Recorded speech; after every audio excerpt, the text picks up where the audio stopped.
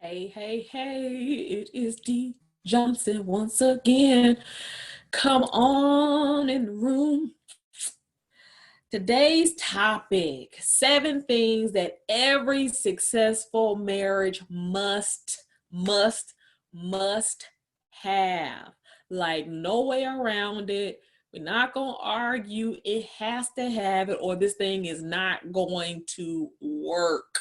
Now, this is not all of the things that a marriage must have because marriage is supposed to be a lifelong life partnership. And so there are many elements that you'll need to incorporate throughout the marriage, but this is a good start on what is needed to make your marriage work. All right. So if y'all are ready, I'm ready to get this party started. All right. Number 1, mutual respect. Mutual respect. Neither you nor your spouse has the right to disrespect each other. That means we're not rolling our eyes. We're not slamming doors. We're not calling each other's names. We're not threatening each other. We're not, just acting up with our life partner. We're not disregarding their feelings, disregarding their emotions, disregarding their opinion, brushing them off, putting them on the back burner, making them feel like they're just another person. That is completely disrespectful and it is completely inappropriate. Your marriage will never go the distance if either spouse feels disrespected. Now, for my wives, what I want you to hear me say is that respect to a man, based on my years of research and things that I've studied and the conversations I've had with other men, the way they interpret respect is the same way you interpret love. So those two things are equal. He finds that if you respect him, he has more love for you. And when he finds, let me say that, when he feels respected, he's going to love you more. And when you feel loved, you're going to respect him more. That's the way it's supposed to work. But a lot of times nobody wants to go first. Well, I'm not going to show her love until she shows me respect. And she says, I'm not going to show him respect until he shows me some love. And at the end of the day, all you have are two people who are dissatisfied in a lifeless marriage. Both parties have to feel respected. Both parties deserve to be respected. And if there is an issue of disrespect, that is one of the main issues that need to be addressed first. Because if you're belittling him for who he is as a person, as a husband, if you're criticizing him for what he isn't, if you're comparing him to another guy, if you're threatening him, those things can't work. And I'm only talking to you ladies because that's my core group. That's who I talk to. That's who I teach. But I have a few men that come on the broadcast every now and again too. So I'll go ahead and say a couple of things to the men about the ladies. You can't disrespect her opinion. You can't disregard what she feels and what she thinks because you think you know better. You've got to show her the same level of respect that you want to get in return. All right. And I'm of the opinion that respect in marriage doesn't have to be earned. It's a matter of, I respect your position. I respect your position as my spouse. So I'm going to respect you. It's kind of like when you go to church or when you go to your job, you're not disrespectful to the pastor. You're not disrespectful to your boss. You can, rein in your attitude. You can make sure your facial expressions don't give you away. You know how to keep your composure in those settings. And so what it's going to be required of you if you want a happily ever after, is that you do the same thing in your marriage. You may be thinking a whole lot of stuff, but as an adult and as someone who wants this life partnership to flourish and grow and go the distance, it is your responsibility to make sure that you calm yourself in the same way you calm yourself and you filter your words with your pastor, with your boss. You do the same thing with your spouse. But everybody has to be respected, and they don't need to earn your respect. You respect the position when you don't respect the performance, and you need to take performance issues to the throne. But everybody gets respect. Everybody in the marriage gets respect. I respect you as my life partner. I respect you as my spouse. I respect this marriage covenant. And so I'm going to give you unconditional respect. All right. So that's what I want to say about that. Number two, you have to have effective communication. You can't shut down every time there's an issue that comes up. You can't get irate and start cussing and threatening divorce and acting out every time you don't get your way. You can't cry every time that something is said that you don't like. We've got to learn to communicate. The marriage cannot reach happily ever after if we can't even communicate honestly about what we're feeling, if we can't communicate honestly about the changes that we are asking each other to make. And sometimes we don't know how to communicate because we didn't grow up in an environment where we're allowed to communicate our true emotions. So sometimes we are shut down because we were always told to be quiet. Your opinion doesn't matter. We don't want to hear from you. So it's not that you don't have an opinion. It's just that you've never been able to practice voicing that opinion. Well, in marriage, you have to start voicing that opinion. But it needs to be said in love, like the Bible tells us. We speak the truth in love, but it needs to be honest. It needs to be respectful, and it needs to come out in an effective way. And you may have to go get coached on how to speak effectively. You may have to coach on how to filter your words. You may have to go get coached on how to communicate what you're trying to say without offending people. You may have to learn active listening skills. And there's no shame in that. There are so many people that don't know how to communicate. They just don't have a filter. They say whatever they want. My intentions were good. I didn't mean it that way. It's not my fault that that's the way you took it. As adults, we got to do better than that. And as a married couple, oh, we sure have to do better than that. So we got to learn to communicate effectively. It needs to be respectful. It needs to be tempered. It needs to be, in a way that your spouse receives communication. So for example, and I've shared this example before, my husband knows he can be as upset as he needs to be. But if he's going to start coming at me elevated, or using cuss words, he knows I'm not listening to him. I have shut all the way down. So his communication is not effective with me. But if he wants to come and talk, then all he has to do is come and talk. Be reasonable, be respectful, say what you need to say. I'm not telling you not to say what you need to say, but it's the way that you communicate it is going to dictate your response from me. So if you want a favorable response from me, then you have to, communicate in a way that's not going to shut me down or in a way that's not going to make me brush you off. So effective communication, even if you have to go get some coaching and training on how to effectively communicate. Number three, you have to have the ability to forgive people. Happily ever after will not be achieved. This long life partnership will never happen if you don't learn to forgive. You're going to have to learn to forgive some big things. You're going to have to learn to forgive some little things. You're going to have to learn to forgive some dumb stuff. You're going to have to learn to forgive some stuff he should have known better about. You're going to have to be a person who forgives. I didn't say overlook. I didn't say, be a doormat. I didn't say be taken advantage of. I said forgive. Forgiveness, which means we can't hold a grudge. Forgiveness, which means we can't keep bringing it up every time that, he does something. He's going to say something that's going to hurt your feelings because y'all going to be together for the rest of your life. He's not a perfect person. He's going to do something that doesn't make any sense whatsoever.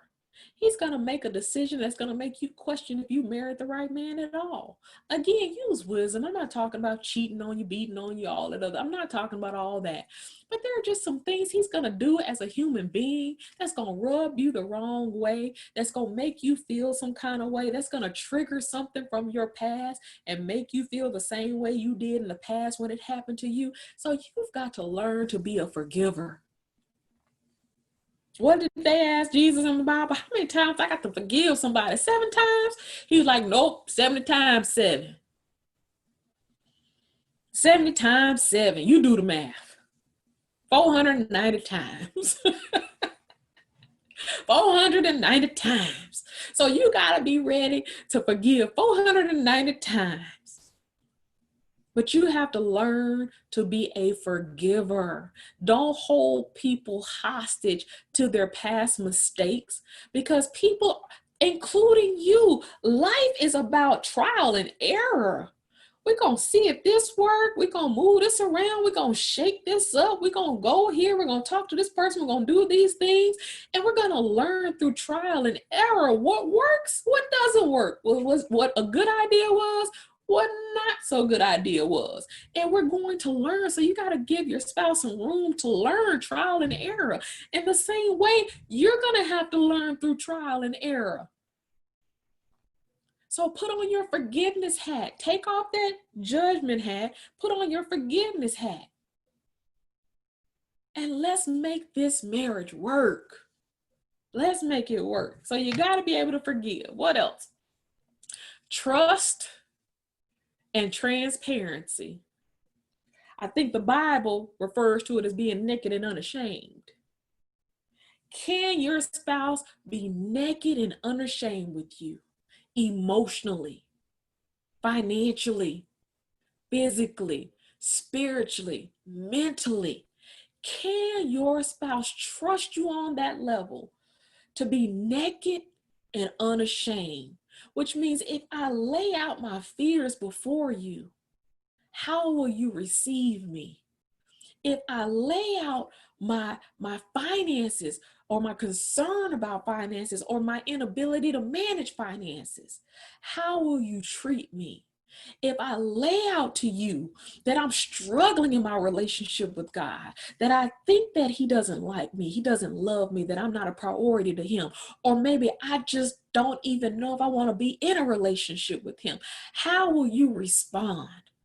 If he comes to you and say, I am struggling emotionally, I can't figure out why I'm so angry all the time. I can't figure out why I'm so sad all the time. I can't figure out why I want to just, run away sometimes. How will he be received? The question is, can your spouse come to you with trust that you won't judge him, that you won't be his scientist trying to fix it all up for him, but that he can be totally transparent. He can be totally naked and unashamed before you. Have you created that type of environment? Have you created that type of relationship? Have you created that type of bond with your spouse where he can be totally transparent, totally naked, and totally unashamed? If not, that is the goal. That is the goal. How do I do that, D? By making sure that you don't make them feel worse about what they're telling you than they already do. That you don't come up with a whole bunch of solutions and suggestions unless they're asking for it. That you don't look down upon them for not being where you think they should be at this point, for not being able to get it together. You should just be able to get it together. You're a grown man. What are we doing here? That's the reason we can't move forward, because you got all of these issues going on. You need to deal with that. You got to get rid of that attitude. You got to get rid of that spirit. He has to be able to come to you as broken and as confused and as whatever he is. He needs to be able to lay his head in your lap and know this is a safe place for him to land, and know that he can come and you just gonna rub his head. You gonna pray blessings upon him. You gonna ask God to come in and be his everything, to give him wisdom, all of those things. Create an environment where he feels like he can be transparent, where he feels like he can be naked and unashamed, and you'll get more of that. All right, which means we can't sit in the seat of a judge, because everybody retreats when they feel judged. Everybody retreats when they feel critiqued. Everybody retreats when they feel criticized. So you don't want to sit in the seat of a judge or a critiquer. Is that a word? Critiquer? A person who critiques? Yeah, you don't want to do that. You want to create an environment that's the opposite of that. You're going to need flexibility. I mean, you're going to have to be like Gumby in marriage, Gumby, flexible. That's going to have to be you, because people change and their needs change and they mature and they want different things and they have different appetites and they have different interests and they have these things that they want to explore, and they have a bucket list and they want to start a business, or they want to quit their jobs, or they get sick. There are so many scenarios that you're going to face in this lifelong partnership that you've got to be flexible. You're going to need someone to be flexible with you, because you're going to go through those transitional phases as well. So you shouldn't expect that he's going to need less flexibility than you will. You both are going to need each other to be flexible, and not think it's the end of the relationship just because in this season we don't have the same commonalities. Just in this season, we don't seem to be equally yoked. In this season, it seems like he's looking over here and I'm looking over there. That doesn't mean that it's the end of the marriage. That means give each other the flexibility and the space and the grace to come into your own, and to let the other person know, hey, these are my new needs. These are my new desires. These are my new interests. How can we explore those things together so that you're not uncomfortable and you feel included and our marriage doesn't tank? But you got to be as flexible as Gumby in marriage. There are too many things that are going to come against the marriage. There's too many situations that you're going to face. You got to be flexible. You cannot be rigid. I know we have some type A people. God bless y'all's lovely little hearts. But if you are type A, 100% of the time, you are rigid, you are set in your ways, and you refuse to bend. Yeah, you can count this marriage out, because you're going to wear somebody out trying to get them to conform to this list that you have developed to fit into this box that you're trying to stuff them in. And their spirit is like, but I want to be free. I want to go turn cartwheels. I want to do this. Flexibility is required, my lovely dear. You've got to be flexible. And some periods and some seasons of flexibility will last just a few days. Some will last a few months. Hopefully it doesn't last more than a few months. But during those times, you guys have to be intentional about making sure you stay connected, making sure you guys have effective communication so everybody's on the same page, everybody knows where everybody is, what we're doing, what we're working through. We can be naked and unashamed, say, hey, I'm feeling this way, I'm doing these things, I'm trying these things out.